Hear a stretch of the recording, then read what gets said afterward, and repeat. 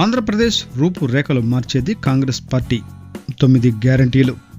వేమూరు నియోజకవర్గ Congress party MLA అభ్యర్థి బూరగ సుబ్బారావును అధిష్టానం ప్రకటించిన నేపథ్యంలో బట్టిప్రోలు మండల కాంగ్రెస్ పార్టీ కార్యాలయంలో జరిగిన పత్రికా సమావేశంలో మాట్లాడుతున్న వేమూరు నియోజకవర్గ ఇన్ఛార్జ్ రాష్ట్ర అధికార ప్రతినిధి తాడికొండ వెంకటేశ్వరరావు, ఎమ్మెల్యే అభ్యర్థిగా బూరగ సుబ్బారావు ఈ సమావేశంలో బట్టిప్రోలు మండల కాంగ్రెస్ పార్టీ అధ్యక్షుడు, నిజాంపట్నం ఏడుకొండలు పట్టణ అధ్యక్షులు గౌస్బేగ్, అమృతలూరు మండల అధ్యక్షులు దేవరపల్లి అంబేద్కర్, కొల్లూరు మండల అధ్యక్షులు కూడేటి నగేష్, జిల్లా ఉపాధ్యక్షులు ప్రభాకర్, జిల్లా కార్యదర్శి Tatiparthi Prasad, Vemuru social media convener Nalluri Gopi, Bhattiprolu మండల యూత్ కాంగ్రెస్ ప్రెసిడెంట్ మాతంగి అనిల్, అమృతలూరు మండల ఎస్సీసెల్ కన్వీనర్ జగదీష్, జిల్లా కార్యదర్శి చైతన్యరాజు, చుండూరు మండలం నాయకులు రాజ్ కుమార్ తదితరులు పాల్గొన్నారు.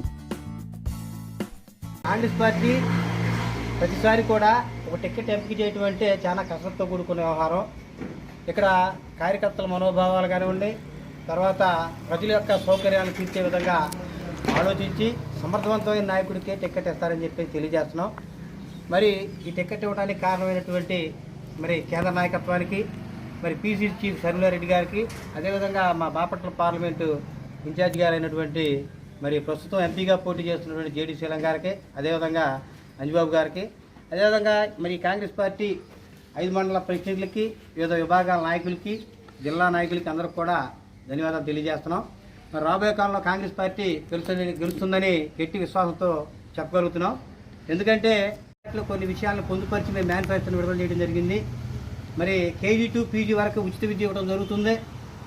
తర్వాత 2 లక్షల రుణమాఫీ రైతులకు ఇవ్వడం జరుగుతుంది. తర్వాత స్పెషల్ స్టేటస్ 10 సంవత్సరాలు ఇవ్వడం జరుగుతుంది. అదేవిధంగా జాతీయ ఉపాధి హామీ పథకం కింద అతి తక్కువ వేతనానికి పేదలు ఇబ్బంది పడుతున్నారనే ఉద్దేశంతో పని దినాలను పెంచి 400 రూపాయలు ఇవ్వాలని నిర్ణయం చేయడం జరిగింది. అదేవిధంగా ఇంకొకటి ఏంటంటే మహిళలకి ప్రతి సంవత్సరం తెల్ల కార్డు ఉన్నటువంటి అర్హులైన ప్రతి ఒక్క మహిళలకు కూడా 1,00,000 రూపాయలు ఇవ్వడం అనేది మేనిఫెస్టోలో చెప్పడం జరిగింది. తర్వాత ఇల్లు లేని నిరుపేద వృద్ధులకు, నిరుపేదమైనటువంటి పేద బడుగు బలహీన వర్గాలకు 5 లక్షల రూపాయలు, ఇల్లు కట్టుకుని 5 లక్షల రూపాయలు ఇవ్వడం జరుగుతుంది. అదేవిధంగా వృద్ధులకి 4,000 రూపాయలు పెన్షను.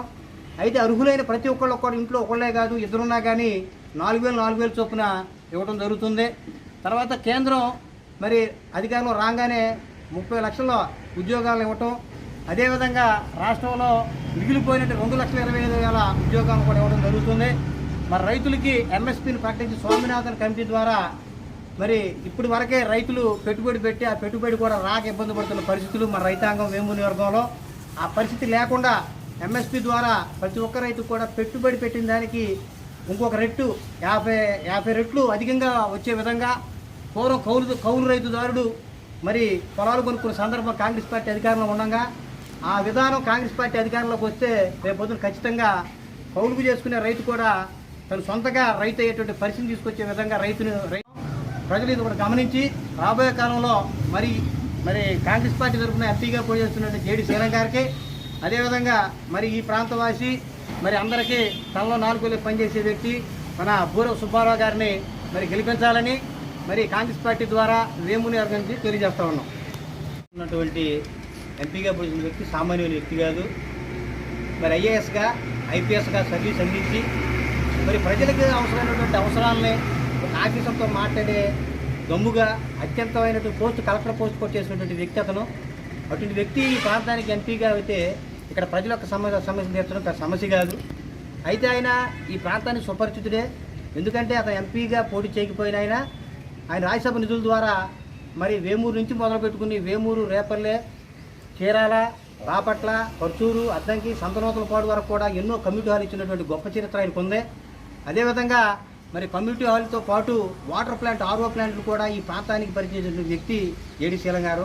అటువంటి వ్యక్తికి ఒకసారి అవకాశం ఇస్తే ఇక్కడ ఉన్నటువంటి అనేక రకాలైనటువంటి ఇబ్బందులు ఈ వేమూరు వర్గంలో శక్తి ఫ్యాక్టరీ వ్యవహారం కానివ్వండి, కొంచెం పెద్ద వ్యవహారాలు పార్లమెంట్లో గెలవెత్తగలిగినటువంటి గొప్ప నాయకుడు.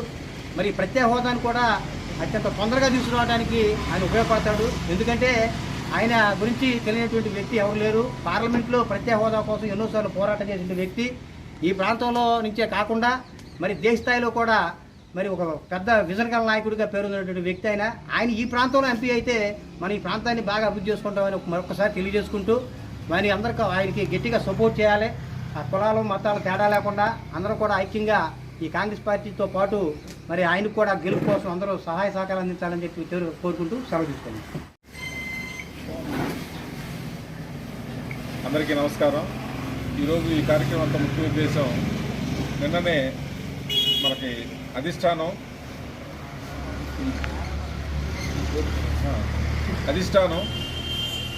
ఈ అసెంబ్లీ నియోజకవర్గ టికెట్లు అనౌన్స్ చేసింది. దానిలో నాకు వేమూరు నియోజకవర్గం తరఫున నా పేరు ప్రకటించడం చాలా ఆనందకరం. అందులో దీనిలో నాకు ముఖ్యంగా తోడ్పడినటువంటి మా నియోజకవర్గ ఇన్ఛార్జి వెంకటేశ్వరరావు గారికి, అట్లాగే అంజుబాబు గారికి, జేడి శీలం గారికి, మా పిసిసి అధ్యక్షురాలు షర్మిల గారికి, అలాగే మా కేంద్ర నాయకత్వానికి ముఖ్యంగా ధన్యవాదాలు తెలియపరచుకుంటున్నాను.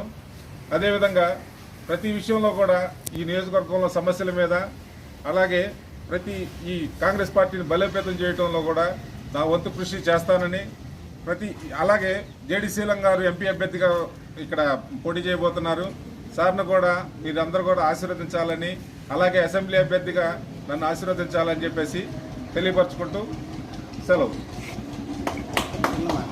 మధ్యలో